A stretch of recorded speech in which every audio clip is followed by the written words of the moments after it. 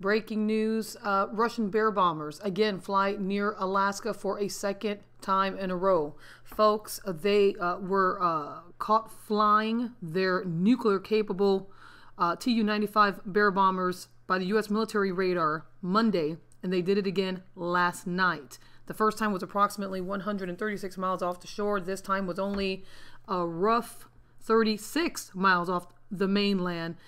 This comes again on the heels of the U.S. fighter jets intercepting Russian bombers flying near Alaska just this past Monday night, where the U.S. scrambled jet fighters to intercept 2 Russian bombers that flew near the Alaskan coast on Monday night. Again, the Russian long-range Tu-95 bear bombers breached airspace around the U.S. and Canada known as the Alaskan Air Defense Identification Zone, in which aircraft must be readily identified and report details of their course and destination.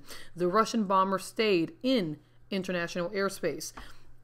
It says here the bombers flew near the Aleutian Islands. The Russians also had maritime patrol aircraft in the vicinity during this time. That was Monday. Again, now we're getting breaking news reports that Russian bear bombers fly near Alaska for a second day in a row, testing the United States and the Trump administration. What are they doing? Again, these are 2 nuclear-capable Tu-95 bear bombers. Are they spying on the U.S.? Are they planning to prepare for a possible attack?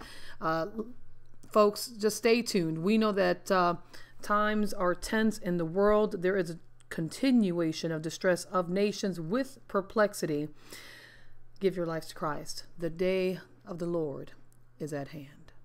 There about the Russian bombers that came close to the U.S. Apparently the Russians are acting unfit these days, Jennifer. Well, 2 Russian bear bombers flew near Alaska on Monday night, coming as close as 100 miles from Kodiak Island in Alaska. It's the first time since President Trump took office that Moscow has sent bombers this close to the United States. The nuclear-capable bombers came within the U.S. Air Defense Identification Zone Monday night. The U.S. Air Force scrambled 2 F-22 stealth fighter jets and an AWACS plane, a radar plane, to intercept the Russian bombers.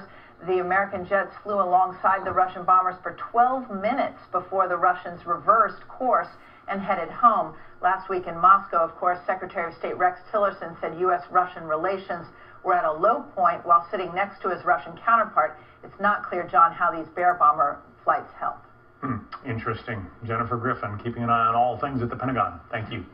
Be sure to follow us on our Facebook page. Subscribe to us on our YouTube channel. God bless you.